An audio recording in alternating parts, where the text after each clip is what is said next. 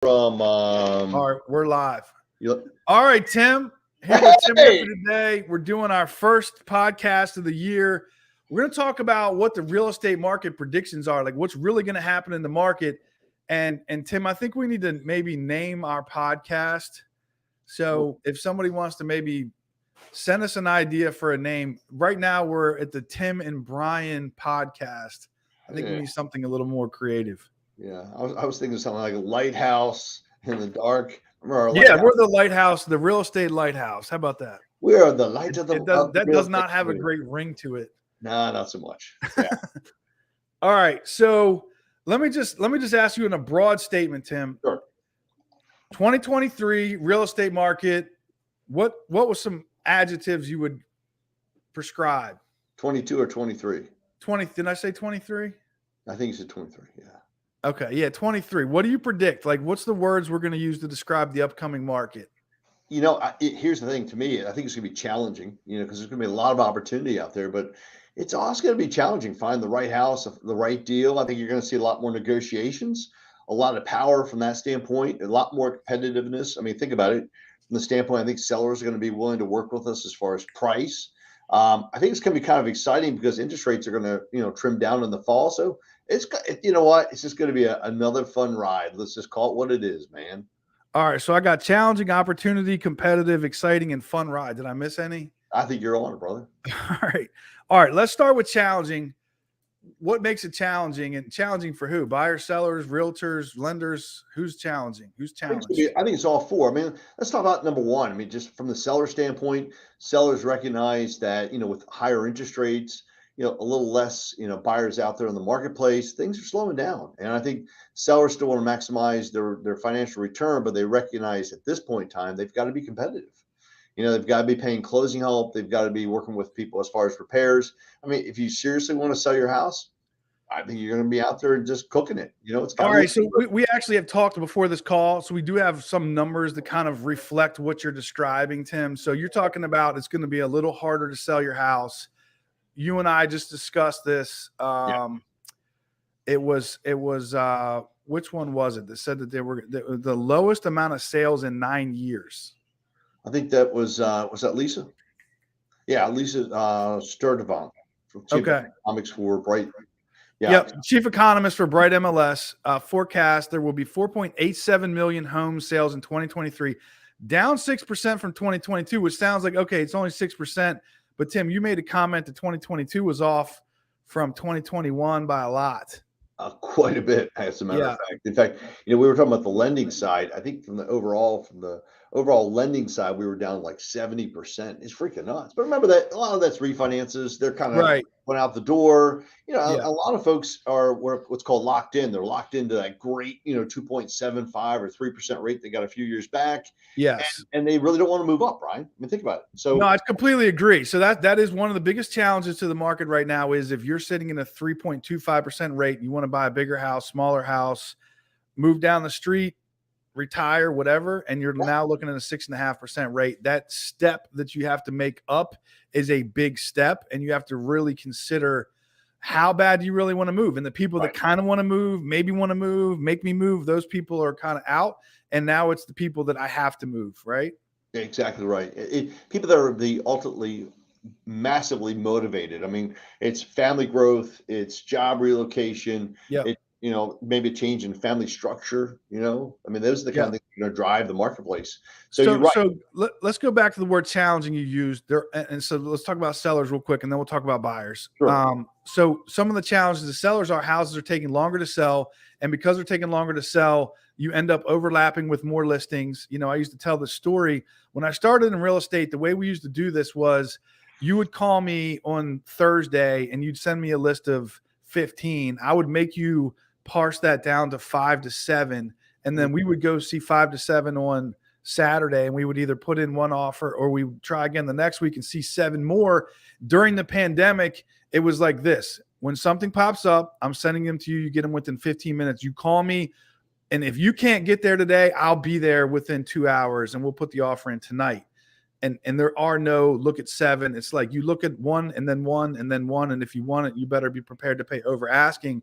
We're back to look at 5 or 6 houses because they're overlapping. When I'm looking at people's what we call the absorption rate, which is how many houses are on the market versus how many are selling.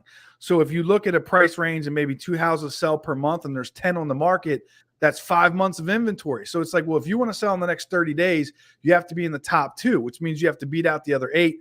And it becomes a different situation where back then it was like, you're not competing against anybody. It's just how bad does somebody really want to live here? Correct. How much are they willing to pay? And now it's like, well, you have to beat out 8 other houses. We're back to 2014 and 15 and 16, where the word you use is perfect, challenging. It's now challenging to sell your house. You have to put effort into it. You have to hire a top realtor. You have to make your house look good. You have to beat out the other 8 if you want to be in the pole position. And I think that's a critical piece. And I think there's a different perspective, Brian. I mean, think about it. I mean, sellers just threw their house in the market and said it was going to sell. Today, it better look damn good. You better have really good pictures. You got to have a good marketing plan. You got to have a good presentation. All right, let's talk about buyers then. So it's challenging for buyers. How?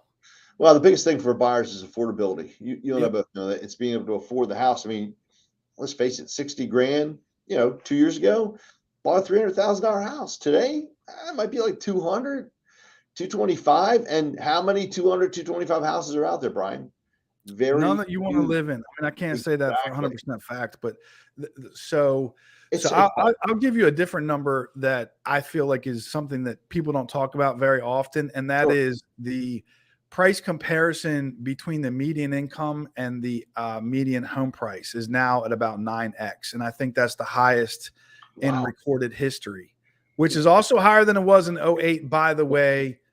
And we're not predicting a crash, but affordability is the word, because I think a lot of people would immediately go to, well, rates. Okay, rates equals affordability, but I'm just mean overall affordability. It's challenging because the house prices compared to the median income on a historical level are very, very high right now.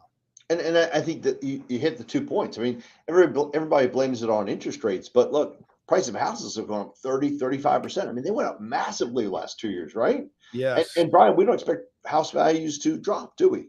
I mean, no. And that's another one where we have some statistics here. So we're talking Danielle Hale, realtor.com, chief economist, says, house prices going up 5%. Yep. And then Jacob Chanel, senior economist for Lending Tree, said 5 to 10% drop in house prices. So what's your prediction for that, and how do you sort of look at that one? House prices going up or down? I think both things are going to happen. And I think it all comes down to the location.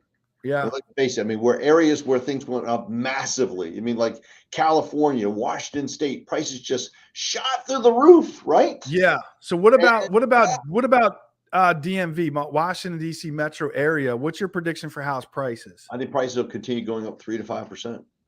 I think lack of inventory. So you're saying house prices go up in 2023, not down? Not down, not at all. No. All right. You know what? I agree with you.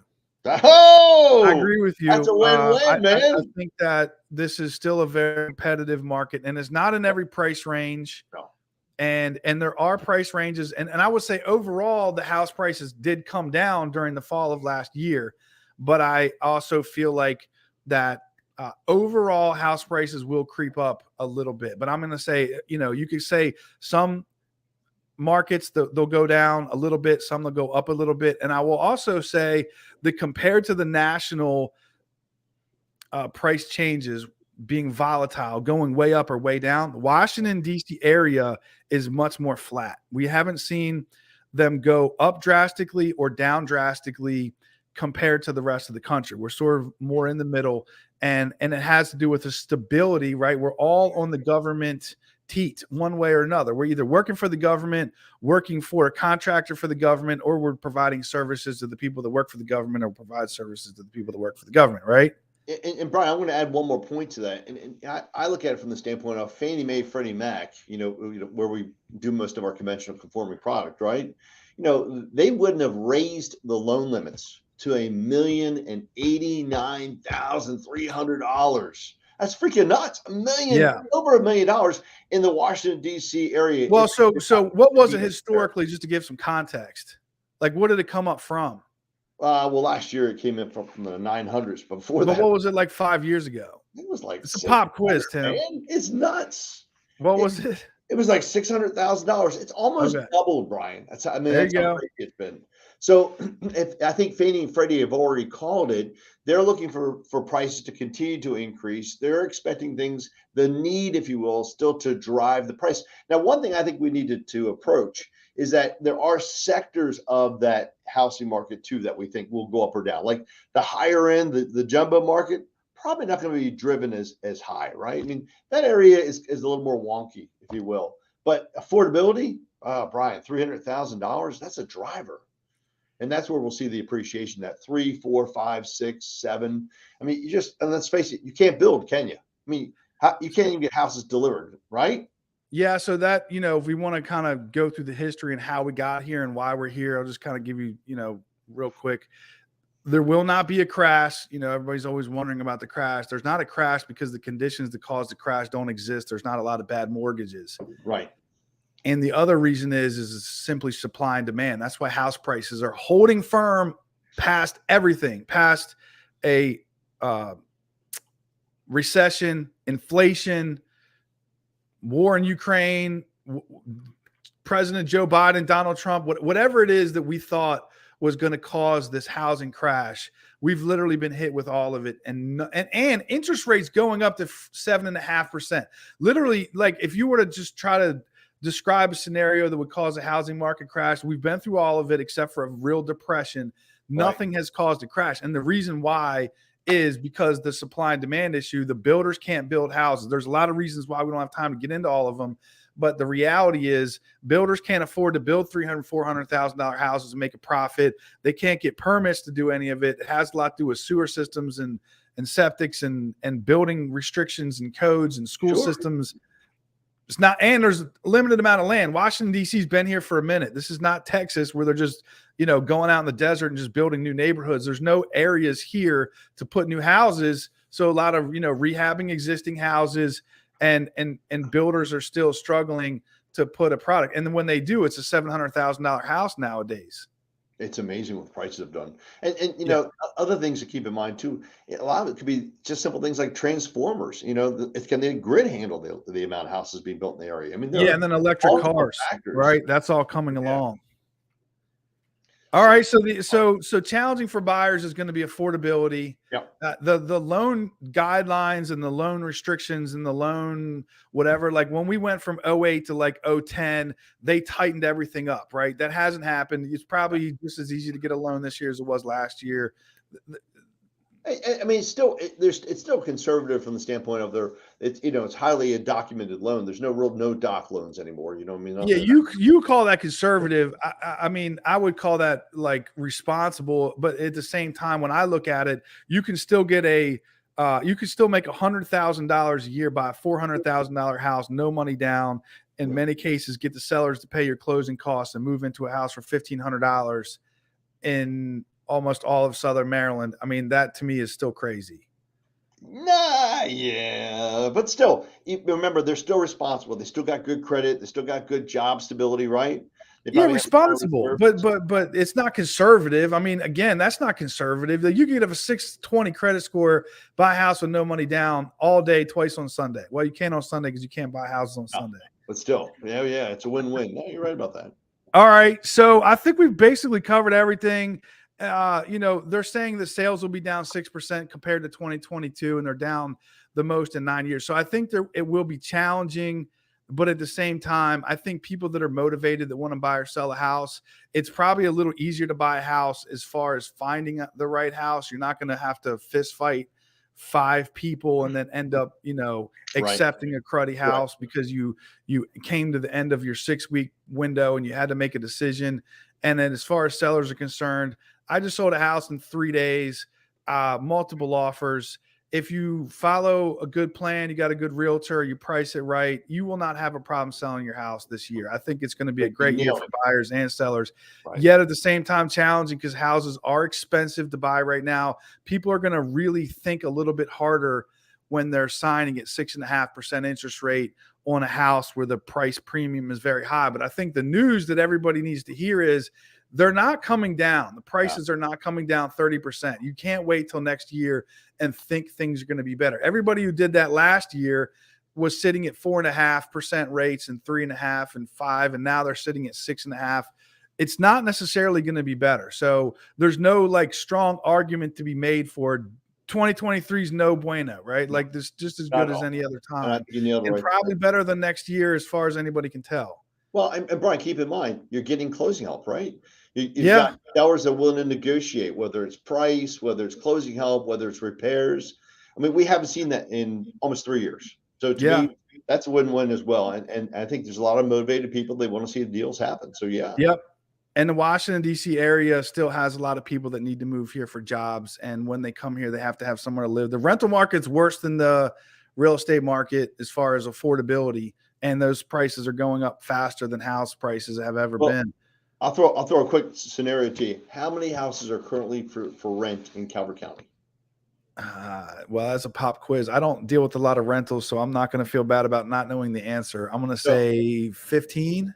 No, it's closer to 30. But my point is 30 houses, Brian. Do you remember though when there was 2? I mean, I remember in like 19 or 20 there was 2, and it was like and the people call me and they're like, "Yeah, I got 4 dogs," and I'm like, "I don't know what to tell you. Just get a tent." Oh yeah, get a camper. I don't know what to tell you. You will never rent a house. Just don't even try. Going through the roof. Oh my God! It's location, it's size, pets. I had someone the other day. They wanted to charge them. There was a pet deposit, and then literally the rent went up like $250 per animal. Yeah, I know, and that's even if they'll allow you to do it, because and you said there's a shortage. Not only is there a shortage, but if you have any kind of like credit issues, they have 20 to pick from. Why would they pick somebody with credit challenges and pets? Like it really is. And I'm not judging. I'm just saying it's very challenging. I feel bad for anybody who has to try it. Honestly, and Tim, this has always been the case. Isn't it easier to buy a house than it is to rent a house, even still today? I'll tell you a fast story real quick. I had a client called me on Friday. They wrote a contract this weekend. They were trying to rent. They couldn't get anybody to accept. 620 credit scores, had like $5,000. And they're like, nobody will rent to me. And I said, well, let's pull it up. Dude, we went with the USDA loan, hooked it up. It's all set to go. No money down. And the seller is paying all the closing. That's what we just talked about. I mean, literally, you pulled that out of your hat. It just happened to you, Tim. That's the exact scenario. And they're probably paying less money on that mortgage, even with these interest rates, than they would have been to rent that same house. And you and I both agree they're paying principal. The house is most likely going to appreciate long term, right? Yes. And the biggest thing about mortgages, and people don't understand this, mortgage payments stay relatively the same, right? They do. Rents go up. And that's it right there, man. You just nailed it. Yes, sir. Yes, sir. All right, Tim. I appreciate it, man. Good call today. See you then, man. Have a good one. All right. Bye.